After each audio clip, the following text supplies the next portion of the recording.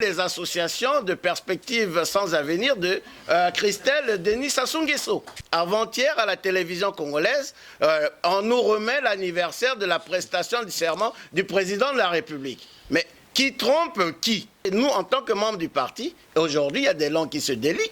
Et tout le monde le sait, c'est un secret de polichinelle. Nous, PCT, Parti Congolais du Travail, avec notre leader Denis Sassou Nguesso, nous n'avons jamais gagné les dernières élections présidentielles. Ça, il faut le dire, c'est un secret de polichinelle. Tout le monde le sait et ce n'est pas, il y a une voix qui vient encore de tonner dans le ciel de Paris, le conseiller spécial du président de la République, en la personne de Claude Ernest Ndala, qui vient d'affirmer clairement, nous n'avons pas gagné les élections.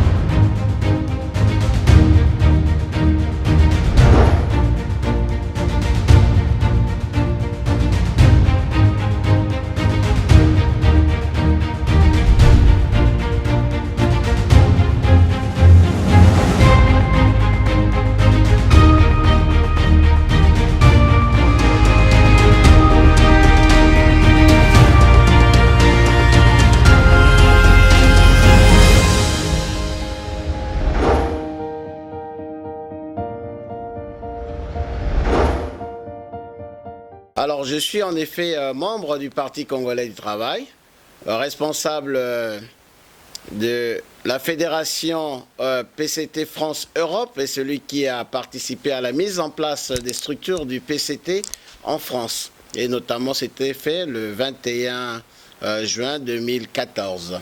Bien, donc, je connais de quoi je parle et je suis membre du parti depuis des lustres. J'ai même été avec d'autres camarades tels que Boao Charles, membre de la jeunesse de ce parti. Donc ça fait un bon bout de temps que nous sommes dans cette organisation politique que nous recusons aujourd'hui parce que les idéaux de ce parti ont été foulés aux pieds et ce parti n'est plus en adéquation avec l'époque, n'est plus en adéquation avec les idéaux du peuple congolais. Tout simplement que c'est un parti qui a loupé sa refondation au moment où il fallait renouveler mentalement et fondamentalement les structures du parti. Il y a eu un échec. Il y a eu le débat entre les refondateurs et les conservateurs. Malheureusement, les conservateurs ont gagné et voilà ce qu'est le parti aujourd'hui. C'est un parti totalement vermoulu qui est en train de s'effriter et pour preuve, c'est les futures élections législatives. Il y a une crise grave au sein de ce parti parce que ceux qui n'ont pas compris qui vont à la soupe au cours de cette élection législative qui se pointe et qui n'est pas réellement annoncée, et ne reviennent pas sur les fondamentaux. Donc je vais faire une démarche à rebours, une démarche récurrente, pour montrer que avant d'aller aux élections législatives actuelles, il faut revoir qu'est-ce qu'on a dit lors des différents dialogues. Dialogue d'Evo, dialogue de Brazzaville, dialogue de Dolisie, dialogue de Diata sur la gouvernance électorale. Rien à ce jour n'est respecté.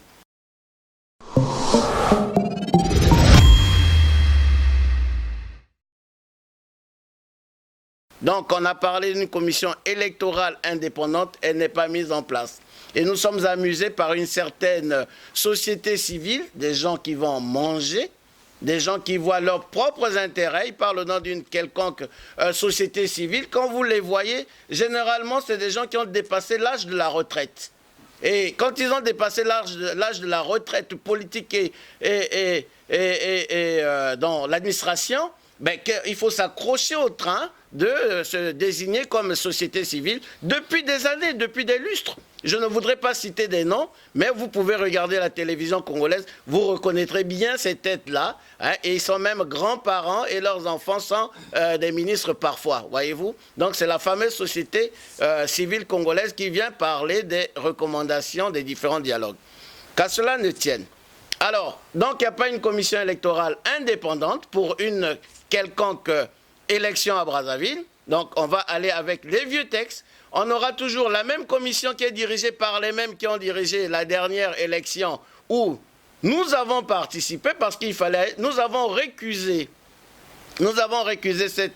ces élections, mais il ne fallait pas mener la politique de de la chaise vide. Nous sommes allés. Et nous, en tant que membres du parti, aujourd'hui, il y a des langues qui se délient. Et tout le monde le sait, c'est un secret de polichinelle. Nous, PCT, Parti Congolais du Travail, avec notre leader, Denis Sassou Nguesso, nous n'avons jamais gagné les dernières élections présidentielles. Ça, il faut le dire, c'est un secret de polichinelle. Tout le monde le sait et ce n'est pas, il y a une voix qui vient encore de tonner dans le ciel de Paris, le conseiller spécial du président de la République, en la personne de Claude Ernest Ndala, qui vient d'affirmer clairement, nous n'avons pas gagné les élections.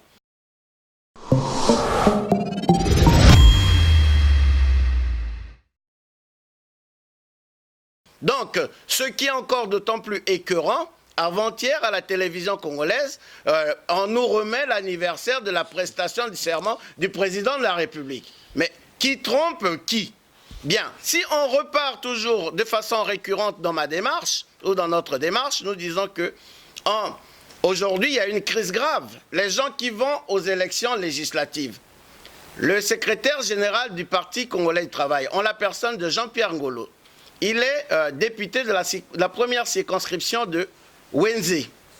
Et dans cette même circonscription, il y a le conseiller politique du président de la République, Denis Sassou Nguesso, qui est candidat là, dans cette circonscription. Alors, voyez-vous, alors comment va-t-on départager cela?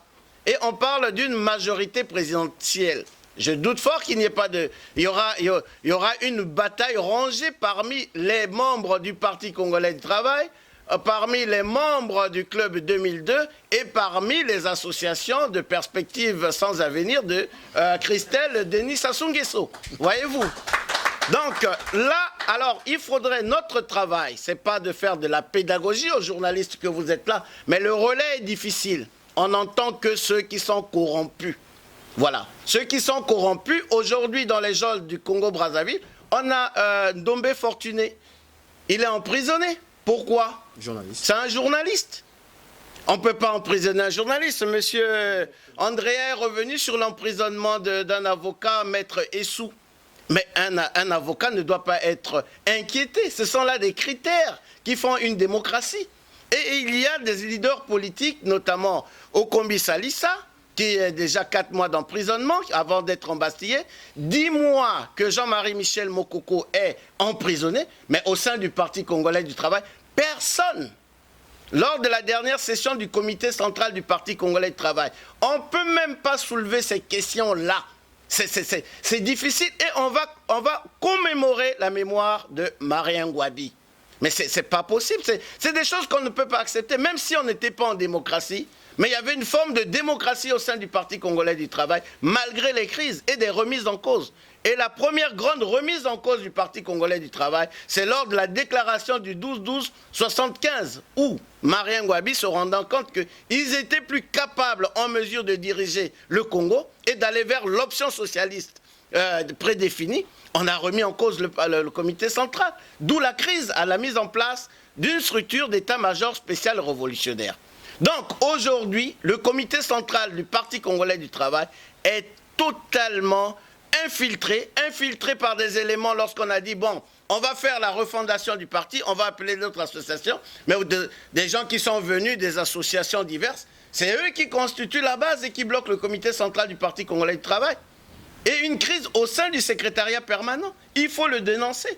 Le camarade j'appelle camarade parce que ça reste encore un camarade, que le secrétaire général Pierre Ngolo l'a dit. Et c'est une crise ouverte, voyez-vous, au sein de cette organisation. Donc ça veut dire qu'il n'y a pas de majorité présidentielle. Il y a un clan qui dirige et les Congolais sont conscients de cela. Et nous sommes en phase avec nos camarades qui sont à Brazzaville, notamment Charles Boao, et tous les autres qui sont emprisonnés. Il n'y a pas que des prisonniers dans les geôles, mais il y a des gens qui sont en prison à ciel ouvert. Voilà la situation exacte du Congo-Brazzaville. Mais qu'est-ce qu'on peut demander à un peuple lorsqu'il a rejeté dans les urnes ceux qui dirigent aujourd'hui? Qu'il aille de devenir martyr? Et nous avons, comme l'a dit Andrea, le faux problème du pool. La crise du pool, c'est une crise nationale de l'échec des élections. C'est là. Et voilà pourquoi nous autres là, membres du Parti congolais du travail, canal historique, nous marquons notre rupture.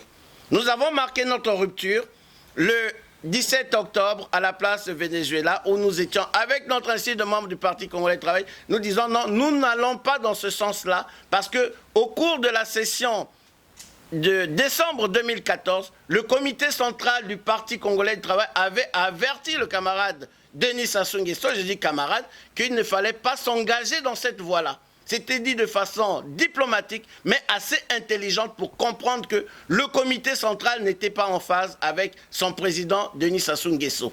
Et nous comprenons, nous avons nombreux de nos camarades qui pensent comme nous, compte tenu de la répression qu'il y a à Brazzaville, compte tenu de la pression qu'il y a sur nous autres ici en France, parce que nous avons des parents là-bas, ils ne peuvent pas s'exprimer. C'est ça, nous vivons la même situation qu'a vécu le Chili. Donc il y a une chape de plomb sur Brazzaville en ce moment, et il faudrait avoir suffisamment de courage, et il faut les avoir bien suspendus pour pouvoir s'élever et montrer la différence. Nous avons sorti un premier document, l'appel du 18 juin 2016, et nous avons condamné le fait que le Parti congolais du travail est mis en veilleuse. Et il fallait que les membres du parti parlent, il fallait que les membres du comité central se décident. Mais malheureusement, la couardise, la peur, l'opportunisme et tous ces facteurs-là font qu'il y a des gens qui ne s'expriment pas. On se regarde à gauche et à droite, on dit je suis d'accord, tout en n'étant pas d'accord dans son fort intérieur. Nous avons, je vais terminer, nous avons également lancé l'appel du 12-12-2016. Et nous avons dit qu'il fallait libérer les prisonniers politiques. Première condition pour pouvoir discuter. Il fallait revoir les conditions des différents dialogues pour pouvoir instaurer une vraie démocratie. Et s'il y a tous ces critères-là, nous avons une commission électorale indépendante. Il y a la présomption d'innocence. Il y a la présomption d'innocence. Tous ceux qui sont emprisonnés n'ont pas été jugés. Mais nous n'accepterons pas cette situation-là. Voilà pourquoi, tant que cela, ce n'est pas la peine que les parents viennent nous faire des pressions pour dire non, vous parlez, est-ce que vous tenez compte de nous? Non. La première liberté, c'est de parler et de se décider, et nous avons choisi. Peu importe ce que ça va nous coûter, nous savons que nous sommes interdits de Brazzaville, mais nous attendrons 19 ans, comme Victor Hugo a attendu à New Jersey, avant de revenir en France lorsque la Troisième République a chuté. J'ai terminé.